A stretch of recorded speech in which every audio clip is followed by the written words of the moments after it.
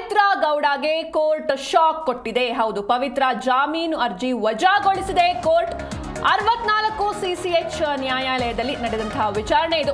ತಾಂತ್ರಿಕ ಕಾರಣ ನೀಡಿ ಬೇಲ್ ಅರ್ಜಿಯನ್ನ ಹಾಕಿದ್ರು ಪವಿತ್ರ ಪರ ವಕೀಲರು. ಇನ್ನು ಪವಿತ್ರ ಗೌಡಗೆ ಪರಪ್ಪನ ಅಗ್ರಹಾರವೇ ಖಾಯಮಾಗಿದೆ. ಇನ್ನು ಕೊಲೆ ಆರೋಪಿ ಪವಿತ್ರ ಗೌಡಗೆ ಕೋರ್ಟ್ ಶಾಕ್ ಕೊಟ್ಟಿದೆ. ಪವಿತ್ರ ಜಾಮೀನು ಅರ್ಜಿಯನ್ನ ವಜಾಗೊಳಿಸಿದೆ ಕೋರ್ಟ್. 64 ಸಿಸಿಎಚ್ ನ್ಯಾಯಾಲಯದಲ್ಲಿ ನಡೆದಂತಹ ವಿಚಾರಣೆ ಇದು. ತಾಂತ್ರಿಕ ಕಾರಣವನ್ನ ನೀಡಿ ಬೇಲ್ ಅರ್ಜಿಯನ್ನ ಹಾಕಿದ್ರು ವಕೀಲರು. ಪವಿತ್ರ ಗೌಡಗೆ ಪರಪ್ಪನ ಅಗ್ರಹಾರವೇ ಖಾಯಮಾಗಿದೆ. ಪವಿತ್ರ ಗೌಡ ಪರ ವಕಾಲತು ವಹಿಸಿದ್ರು ವಕೀಲ ಬಾಲನ್ ಅವರು. ಆದ್ರೆ ಪವಿತ್ರ ಜಾಮೀನಿನ ಅರ್ಜಿಯನ್ನ ವಜಾಗೊಳಿಸಿದೆ ಕೋರ್ಟ್. ಕೊಲೆ ಆರೋಪಿ ಏವನ್ನ ಪವಿತ್ರ ಗೌಡಗೆ ಕೋರ್ಟ್ ಶಾಕ್ ಕೊಟ್ಟಿದೆ. ಪವಿತ್ರ ಜಾಮೀನು ಅರ್ಜಿಯನ್ನ ವಜಾಗೊಳಿಸಿದೆ ಕೋರ್ಟ್. ಇವತ್ತು ಒಂದು ವಿಚಾರಣೆ ನಡೆದಿತ್ತು. ತಾಂತ್ರಿಕ ಕಾರಣ ನೀಡಿ ಬೇಲ್ ಅರ್ಜಿಯನ್ನ ಹಾಕಿದ್ರು ವಕೀಲರು. ಪವಿತ್ರ ಗೌಡಗೆ ಇನ್ಮುಂದೆ ಪರಪ್ಪನ ಅಗ್ರಹಾರವೇ ಖಾಯಮಾಗಿದೆ.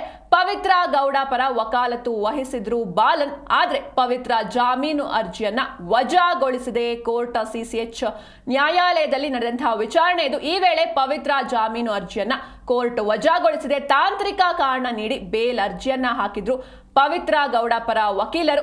ಇನ್ನು ಪವಿತ್ರ ಜಾಮೀನು ಅರ್ಜಿ ವಜಾಗೊಳಿಸಿದೆ ಕೋರ್ಟ್. ಪವಿತ್ರ ಗೌಡಗೆ ಪರಪ್ಪನ ಅಗ್ರಹಾರವೇ ಖಾಯಮಾಗಿದೆ.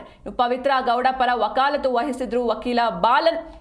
ಕೊಲೆ ಆರೋಪಿ ಪವಿತ್ರ ಗೌಡಗೆ ಕೋರ್ಟ್ ಕಡೆಯಿಂದ ಮತ್ತೊಂದು ಶಾಕ್ ಇದು. ಪವಿತ್ರ ಜಾಮೀನು ಅರ್ಜಿಯನ್ನ ವಜಾಗೊಳಿಸಿದೆ ಕೋರ್ಟ್. ತಾಂತ್ರಿಕ ಕಾರಣ ನೀಡಿ ಬೇಲ್ ಅರ್ಜಿಯನ್ನ ಹಾಕಿದ್ರು ವಕೀಲರು. ಇನ್ನು ಇನ್ನೊಂದ್ ಕಡೆ ನಟ ದರ್ಶನ್ ಬಳ್ಳಾರಿ ಜೈಲಿಗೆ ಸ್ಥಳಾಂತರ ವಿಚಾರಕ್ಕೆ ಸಂಬಂಧಪಟ್ಟಂತೆ ಕೊಲೆ ಆರೋಪಿ ದರ್ಶನ್ಗೂ ಶುರುವಾಗಿದೆ ನಡುಕ. ಕೆಲವೇ ಕ್ಷಣಗಳಲ್ಲಿ ದರ್ಶನ್ ಅರ್ಜಿ ವಿಚಾರಣೆ ಆರಂಭವಾಗಲಿದೆ.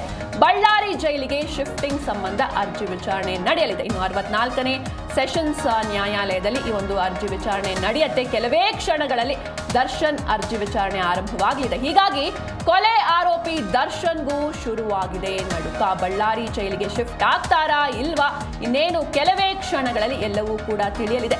ಲಕ್ಷ್ಮಣ್, ಜಗದೀಶ್, ನಾಗರಾಜ್, ಪ್ರದೋಷ್ ಶಿಫ್ಟ್ ಆಗುವಂತಹ ವಿಚಾರಕ್ಕೂ ಸಂಬಂಧಪಟ್ಟಂತೆ ಕೂಡ ವಿಚಾರಣೆ ನಡೆಯುತ್ತೆ. ಅಗ್ರಹಾರ ಜೈಲು ಅಧಿಕಾರಿಗಳು ಅರ್ಜಿಯನ್ನ ಸಲ್ಲಿಸ್ತಾರೆ. ಈ ಬಗ್ಗೆ ಹೆಚ್ಚಿನ ಮಾಹಿತಿಯನ್ನ ನೀಡ್ತಾರೆ ನಮ್ಮ ಪ್ರತಿನಿಧಿ ಭವ್ಯ ಸುನಿಲ್. ಭವ್ಯ, ಇನ್ನು ಕೊಲೆ ಆರೋಪಿ ಪವಿತ್ರ ಗೌಡಗೆ ಕೋರ್ಟ್ ಶಾಕ್ ಕೊಟ್ಟಿದೆ. ತಾಂತ್ರಿಕ ಕಾರಣ ನೀಡಿ ಬೇಲ್ ಅರ್ಜಿಯನ್ನ ಪವಿತ್ರ ಪರ ವಕೀಲರು ಸಲ್ಲಿಸಿದ್ರು. ಆದ್ರೆ ಇದೀಗ ಜಾಮೀನು ಅರ್ಜಿಯನ್ನ ವಜಾಗೊಳಿಸಿದೆ ಕೋರ್ಟ್. ಇನ್ನೊಂದ್ ಕಡೆ ನಟ ದರ್ಶನ್ಗೂ ನಡುಕ ಶುರುವಾಗಿದೆ. ಇನ್ನೇನು ಕೆಲವೇ ಕ್ಷಣಗಳಲ್ಲಿ ದರ್ಶನ್ ಭವಿಷ್ಯ ನಿರ್ಧಾರ ಆಗುತ್ತೆ. ಅಂದ್ರೆ ಬಳ್ಳಾರಿ ಜೈಲಿಗೆ ಶಿಫ್ಟ್ ಆಗ್ತಾರಾ ಇಲ್ವಾ ಅನ್ನೋಂಥ ಒಂದು ಭವಿಷ್ಯ. ಈ ಬಗ್ಗೆ ಹೆಚ್ಚಿನ ಡೀಟೇಲ್ಸ್ ನೀಡೋದಾದ್ರೆ ಸಿಂಚನ ರೇಣುಕಾಸ್ವಾಮಿ ಕೊಲೆ ಪ್ರಕರಣದ A1 ಆರೋಪಿಯಾಗಿರುವಂತಹ ಪವಿತ್ರ ಗೌಡ ಜಾಮೀನು ಅರ್ಜಿಯನ್ನ ಹಾಕಿದ್ರು, ಅಂದ್ರೆ ವಕೀಲ ಬಾಲನ್ ಅವರಿಂದ. ಆದ್ರೆ ತಾಂತ್ರಿಕ ರೀಸನ್ ಅನ್ನು ನೀಡಿದ್ರು. ಆದ್ರೆ 64ನೇ ಸಿಸಿಎಚ್ ನ್ಯಾಯಾಲಯ ಯಾವುದೇ ಕಾರಣಕ್ಕೂ ಅವರಿಗೆ ಜಾಮೀನು ಮಂಜೂರು ಮಾಡೋದಕ್ಕೆ ಸಾಧ್ಯ ಇಲ್ಲ ಅನ್ನೋ ಒಂದು ಹೇಳಿಕೆ ಕೊಟ್ಟು ಅರ್ಜಿಯನ್ನ ವಜಾ ಮಾಡಿರುವಂತದ್ದು. ಹೀಗಾಗಿ A1 ಆರೋಪಿಯಾಗಿರುವಂತಹ ಪವಿತ್ರ ಗೌಡಗೆ ಪರಪ್ಪನ ಅಗ್ರಹಾರ ಜೈಲೇ ಫಿಕ್ಸ್ ಅಂತ ಹೇಳ್ಬೋದು. ಯಾಕಂದ್ರೆ ಇನ್ನು ಒಂದು ವೇಳೆ ಅವರು ಜಾಮೀನು ಅರ್ಜಿಯನ್ನ ಸಲ್ಲಿಕೆ ಮಾಡ್ಬೇಕಾದ್ರೂ ಕೂಡ ಈಗಾಗಲೇ ಕೆಲ ಹಂತದ ನ್ಯಾಯಾಲಯದಲ್ಲಿ ಟ್ರಯಲ್ ನಡೀತಾ ಇರುವಂತದ್ದು.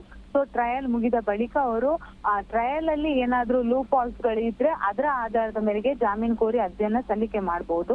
ಮತ್ತೊಂದ್ ಕಡೆ ಇದಕ್ಕೆ ಸಂಬಂಧಪಟ್ಟಂತೆ A2 ಆರೋಪಿಯಾಗಿರುವಂತಹ ದರ್ಶನ್ ಏನಿದ್ದಾರೆ, ಸೊ ಅವರ ಪರ ವಕೀಲ ಸುನೀಲ್ ಕೂಡ ಹಾಜರಾಗಿರುವಂತದ್ದು. ಸೊ ಇನ್ನೇನು ಕೆಲವೇ ಕ್ಷಣಗಳಲ್ಲಿ ಬಳ್ಳಾರಿ ಜೈಲಿಗೆ ಆರೋಪಿಗಳನ್ನ ಶಿಫ್ಟ್ ವಿಚಾರ ಹಾಗೇನೆ ದರ್ಶನ್ಗೆ ಜೈಲಲ್ಲಿ ಮ್ಯಾನ್ಯುವಲ್ ಪ್ರಕಾರ ಏನೆಲ್ಲ ಇದೆಯೋ ಅದನ್ನ ಫೆಸಿಲಿಟಿ ಕೊಡುವಂತೆ ಈಗಾಗಲೇ ಅರ್ಜಿಯನ್ನ ಹಾಕಿದ್ದಾರೆ. ಆ ಅರ್ಜಿಯ ತೀರ್ಪು ಕೂಡ ಇನ್ನೇನು ಕೆಲವೇ ಕ್ಷಣಗಳಲ್ಲಿ ನ್ಯಾಯಾಧೀಶರು ನೀಡ್ತಾರೆ. ಮತ್ತೊಂದ್ ಕಡೆ ಈಗಾಗಲೇ ಟ್ರಯಲ್ ಆರಂಭವಾದ ಹಿನ್ನೆಲೆಯಲ್ಲಿ ಸೊ ಆರೋಪಿಗಳನ್ನ ಅಂದ್ರೆ ಬಳ್ಳಾರಿ ಜೈಲಿಗೆ ಅಥವಾ ಇತರೆ ಜೈಲಿಗಳಿಗೆ ಶಿಫ್ಟ್ ಮಾಡ್ಬೇಕಾ ಮಾಡಬಾರ್ದಾ ಅನ್ನೋದು ಅಂಶವನ್ನ ನೋಡಿಕೊಂಡು ನ್ಯಾಯಮೂರ್ತಿಗಳು ತೀರ್ಪನ್ನು ನೀಡ್ತಾರೆ. ಸೊ ಹೀಗಾಗಿ ಇನ್ನೇನು ಕೆಲವೇ ಕ್ಷಣಗಳಲ್ಲಿ ವಿಚಾರಣೆ ನಿಗದಿ ಮಾಡಿದ್ದಾರೆ.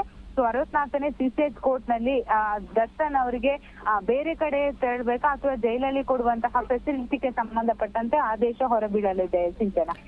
ಭವ್ಯ, ಇನ್ನು ಪವಿತ್ರ ಗೌಡ ವಿಚಾರಕ್ಕೆ ಬಂದ್ರೆ ಇವರಿಲ್ಲಿ ತಾಂತ್ರಿಕ ಕಾರಣ ನೀಡಿ ಬೇಲ್ ಅರ್ಜಿಯನ್ನ ವಕೀಲರು ಹಾಕಿರ್ತಾರೆ. ಸೊ ಏನೆಲ್ಲ ರೀಸನ್ಸ್ ಕೊಟ್ಟಿದ್ರು ಅಂತ? ಅಂದ್ರೆ ಪವಿತ್ರ ಗೌಡ ವಿಚಾರಕ್ಕೆ ಸಂಬಂಧಪಟ್ಟಂತೆ ಪವಿತ್ರ ಗೌಡಗೆ ಈ ಕೊಲೆ ಪ್ರಕರಣದಲ್ಲಿ ಆಕೆಯ ಭಾಗಿ ಇಲ್ಲ. ಹಾಗೇನೆ ಆಕೆಗೆ ಓರ್ವ ಮಹಿಳೆ ಅಂದ್ರೆ ಮಗಳು ಕೂಡ ಇರುವಂತದ್ದು. ಸೊ ಮಹಿಳೆಯ ಆಧಾರದ ಮೇರೆಗೆ ಆಕೆಗೆ ಜಾಮೀನು ನೀಡಬೇಕು. ಹಾಗೇನೆ FSL ರಿಪೋರ್ಟ್ ಅಲ್ಲಿ ಪವಿತ್ರ ಗೌಡ ಕೊಲೆ ಮಾಡಿದ್ದಾರೆ ಅನ್ನೋದಕ್ಕೆ ಯಾವುದೇ ರೀತಿಯಾದಂತಹ ಸಾಕ್ಷ್ಯಗಳಿಲ್ಲ. ಹಾಗೇನೆ ಪವಿತ್ರ ಗೌಡ ಕೊಲೆ ಆದ ಜಾಗಕ್ಕೆ ಹೋಗಿದ್ದಾರೆ ಅನ್ನೋದಕ್ಕೆ CCTV ದೃಶ್ಯಗಳು ಕೂಡ ಇಲ್ಲ. ಅಷ್ಟು ಮಾತ್ರವಲ್ಲದೆ ರೇಣುಕಾ ಸ್ವಾಮಿ ರಕ್ತ ಏನಿದೆ, ಪವಿತ್ರ ಗೌಡ ಬಟ್ಟೆ ಆಗಿರ್ಬೋದು, ಚಪ್ಪಲಿ ಆಗಿರ್ಬೋದು, ಅದರಲ್ಲಿ ಯಾವುದ್ರಲ್ಲೂ ಕೂಡ ಇಲ್ಲ. ಸೊ ಈ ಪ್ರಕರಣದಲ್ಲಿ ಪವಿತ್ರ ಗೌಡ ಪಾತ್ರ ಇಲ್ಲ ಅಂತ ಬಾಲನ್ ಅವರ ವಕಾಲತ್ ಆಗಿತ್ತು. ಆದ್ರೆ ಸುಪ್ರೀಂ ಕೋರ್ಟ್ ಈ ಹಿಂದೆ ರಾಜ್ಯ ಸರ್ಕಾರ ಜಾಮೀನು ರದ್ದು ಕೋರಿ ಅರ್ಜಿ ಮಾಡುವ ಸಂದರ್ಭದಲ್ಲಿ ಒಂದು ಅಂಶವನ್ನು ಉಲ್ಲೇಖ ಮಾಡಿತ್ತು. ಈ ಘಟನೆಗೆ ಸಂಪೂರ್ಣವಾಗಿ ನೇರ ಕಾರಣ ಪವಿತ್ರ ಗೌಡ. ಯಾಕಂದ್ರೆ ರೇಣುಕಾ ಸ್ವಾಮಿ ಅವರು ಅಶ್ಲೀಲ ಸಂದೇಶವನ್ನ ಕಳಿಸಿದ್ದು ಪವಿತ್ರ ಗೌಡಗೆ. ತದನಂತರ ಆಕೆಯ ಸಹಚರರ ಜೊತೆ ದರ್ಶನ್ಗೆ ಮಾಹಿತಿಯನ್ನ ರವಾನೆ ಮಾಡಿ ಈ ಕೃತ್ಯ ಆಗಿರುವಂತದ್ದು. ಸೊ ಹೀಗಾಗಿ ಈ ಪ್ರಕರಣದಲ್ಲಿ ನೇರ ಕಾರಣ ನೀವೇ ಅಂತ ಸುಪ್ರೀಂ ಕೋರ್ಟ್ ಗೊತ್ತು ಮಾಡಿ ತೋರಿಸಿತ್ತು. ಸೊ ಹೀಗಾಗಿ ಕೆಲ ಹಂತದ ನ್ಯಾಯಾಲಯ ಕೂಡ ಸುಪ್ರೀಂ ಕೋರ್ಟ್ ನೀಡಿರುವಂತಹ ಅಂಶಗಳನ್ನ ಪರಿಗಣನೆಗೆ ತೆಗೆದುಕೊಂಡು ಇವತ್ತು ತಾಂತ್ರಿಕ ಕಾರಣ ನೀಡಿದ್ರು ಕೂಡ ಅದನ್ನು ಯಾವುದನ್ನು ಕೂಡ ಪರಿಗಣನೆ ತೆಗೆದುಕೊಳ್ಳದೆ ಅರ್ಜಿಯನ್ನ ವಜಾ ಮಾಡಿರುವಂತದ್ದು. ಸೊ ಹೀಗಾಗಿ 6 ತಿಂಗಳಾಗ್ಬೋದು ಅಥವಾ 8 ತಿಂಗಳಾಗಿರ್ಬೋದು, ಟ್ರಯಲ್ ಮುಗಿಯೋ ತನಕ ಅವರು ಜೈಲಲ್ಲೇ ಇರ್ಬೇಕಾಗುತ್ತೆ. ಯಾಕಂದ್ರೆ ಒಂದು ವೇಳೆ ಹೈಕೋರ್ಟ್ಗೆ ಹಾಕಿದ್ರು ಕೂಡ ಈ ಹಿಂದೆ ಕೂಡ ಹೈಕೋರ್ಟ್ಗೆ ಜಾಮೀನು ನೀಡಿತ್ತು, ಸುಪ್ರೀಂ ಕೋರ್ಟ್ ಛೀಮಾರಿ ಹಾಕಿತ್ತು. ಸೊ ಹೈಕೋರ್ಟ್ ಕೂಡ ಲೂಪ್ ಹೋಲ್ಸ್ ಗಳನ್ನ ಮುಂದಿಟ್ಟುಕೊಂಡು ಜಾಮೀನು ಕೊಡೋದಕ್ಕೆ ಮುಂದಾಗಲ್ಲ. ಸೊ ಹೀಗಾಗಿ 7-8 ತಿಂಗಳು ಅಂದ್ರೆ ಟ್ರಯಲ್ ಮುಗಿಯುವವರೆಗೆ, ಟ್ರಯಲ್ ಮುಗಿದ ಬಳಿಕ ಯಾವ ರೀತಿಯಾದಂತಹ ನ್ಯಾಯಾಧೀಶರು ತೀರ್ಪು ಕೊಡ್ತಾರೆ ಅದರ ಆಧಾರ ಮೇರೆಗೆ ಅವರು ಜಾಮೀನು ಕೋರಿ ಅರ್ಜಿಯನ್ನ ಸಲ್ಲಿಕೆ ಮಾಡ್ಬೋದು. ಆದ್ರೆ ಸದ್ಯದ ಮಟ್ಟಿಗೆ ಪವಿತ್ರ ಗೌಡಗೆ ಪರಪ್ಪನಾಗ್ರಹರ ಜೈಲೇ ಗತಿ ಅಂತ ಹೇಳ್ಬೋದು. ಸಿಂಚನ. ಓಕೆ, ಥ್ಯಾಂಕ್ ಯು ಭವ್ಯ ನಿಮ್ಮೆಲ್ಲ ಡೀಟೇಲ್ಸ್ಗಾಗಿ.